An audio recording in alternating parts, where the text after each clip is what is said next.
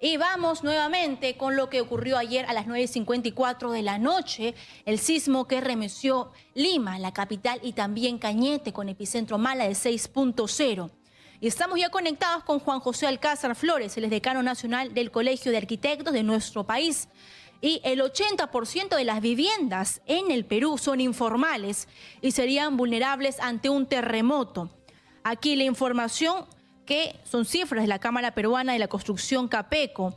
Incluso en las zonas periféricas de las ciudades, esta cifra llega al 90%, siendo uno de los principales riesgos ante un eventual sismo, pues en Lima se construyen miles de viviendas informales cada año, aproximadamente 50.000 según lo ha dicho ADI Perú, que es la Asociación de Desarrolladores Inmobiliarios del Perú. Y principalmente en zonas con suelo flexible como Villa El Salvador, las playas del sur, San Bartolo, Ventanilla, Comas, Independencia y San Juan del Lurigancho. Señor Alcázar, ¿cómo está? Muy buenas noches, bienvenido. Muy bien, 7:49 de la noche. Gracias por su invitación. Y efectivamente...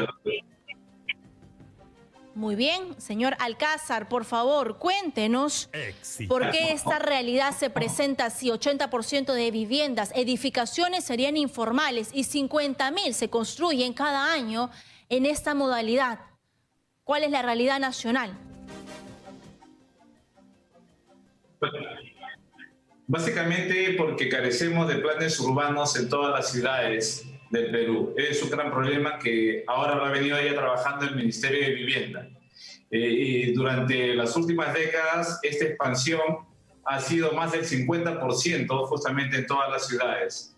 Y de este 50% de crecimiento que tenemos, como usted bien lo ha mencionado, el 80% pertenece a un carácter informal. Y esto trae como consecuencia dos cosas. Primero, que sean viviendas que no soporten pues, un sismo como el de ahí. Lo segundo es de que no tengan las condiciones mínimas de habitabilidad. Entonces, ahí tenemos dos problemas en este caso. ¿Qué hacemos con lo construido, con lo que existe? ¿Y qué hacemos o cómo mejoramos lo que se va a planificar o construir más adelante? Entonces, creo que en eso tendríamos que centrarnos tanto el Colegio de Arquitectos como el Colegio de Ingenieros para dar una solución, digamos, estructural a este cambio, ¿no? Así es, pero ¿qué hace la población peruana, señor Alcázar, cuando el dinero no alcanza para cumplir el sueño de la casa propia? No tenemos esta educación o esta forma quizás de vida de buscar a un arquitecto, a un profesional, y pues algunos peruanos recurren a maestros de obra para que le construyan su casita. ¿Cómo hacemos frente a esta realidad? Bueno, hay dos maneras de atacar el tema. Primero es a través de la política que debe emplear el Estado, que es justamente promocionar la vivienda social. Uno, dos, con la planificación establecer zonas que tengan justamente esta capacidad portante del suelo para que no sea un peligro durante los sismos y promover justamente la construcción, como se hacía anteriormente.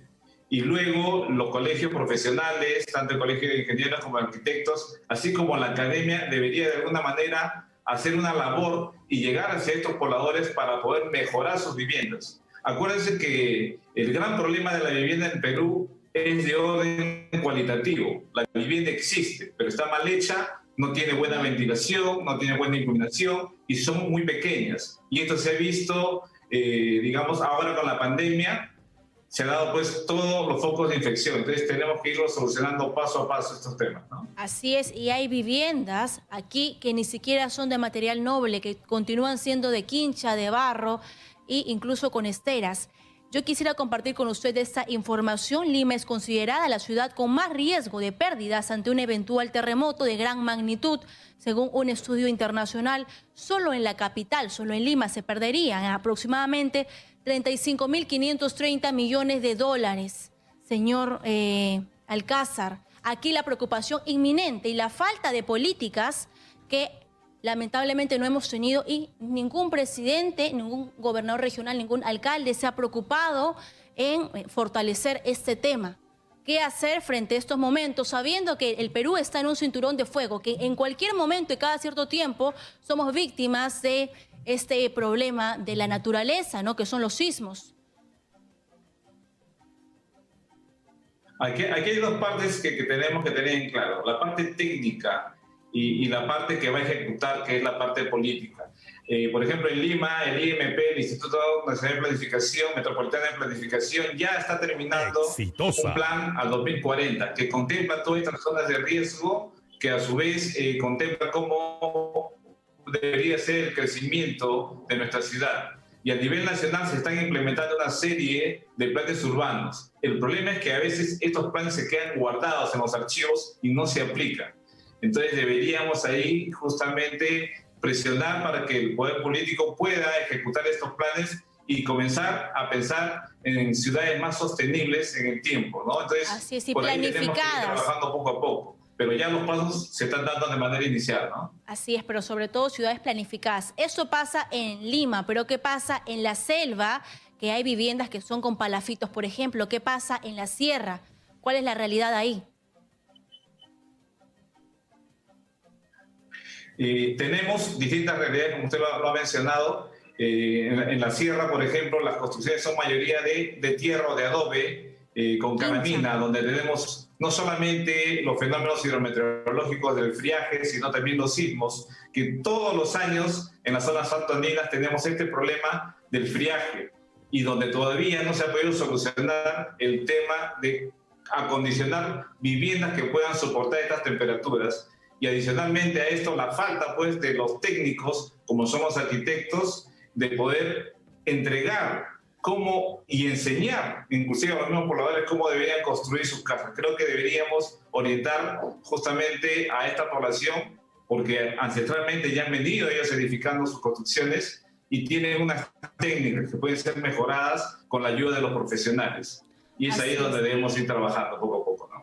Pero sobre todo que es un trabajo en conjunto, señor Alcázar, porque hay mucha gente en este momento viviendo en las laderas del río. Hay mucha gente buscando un lugar en donde vivir y también tenemos que pensar, por favor, y quiero aquí su análisis, en las viviendas que están en los cerros, en toda nuestra capital.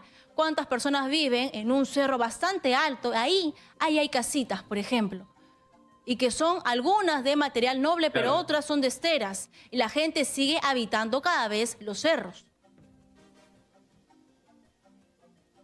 Como le comentaba, y que está mal, y qué hacemos con lo que viene para construirse. En estas laderas, como usted bien lo ha mencionado, son zonas de riesgo. Son zonas de riesgo tanto para los terremotos como los fenómenos hidrometeorológicos. Entonces, lamentablemente, muchas veces tenemos que recurrir a la reubicación de estas zonas. A estos pobladores tenemos que llevarlos a otros lugares seguros. Pero no, vuelven a invadir. Y entonces, como no hay una mano dura por la parte política, por las municipalidades, lamentablemente vuelven a ocupar estos lugares de peligro. Y eso tenemos que irlo acabando. Entonces, nosotros tenemos que mapear, o sea, tenemos mapas de peligros de los desastres naturales, pero también tenemos mapas de peligros de las zonas artificiales, de lo que hemos construido y que se ha construido mal y lo cual ya se ha convertido en un problema para nuestra ciudad. Entonces tenemos que ir cambiando poco a poco y en eso tenemos que apostar un poco a la regeneración urbana, apuntar a una ciudad que sea un poco más compacta y no tan extendida para que de alguna manera esto se pueda ir solucionando, ¿no? Hay que entender que justamente en estas zonas que ya hay una dinámica social, es mucho más fácil invertir.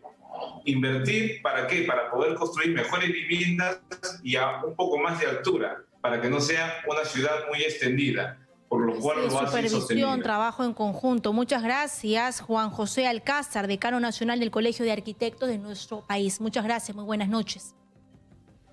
A ustedes. Gracias.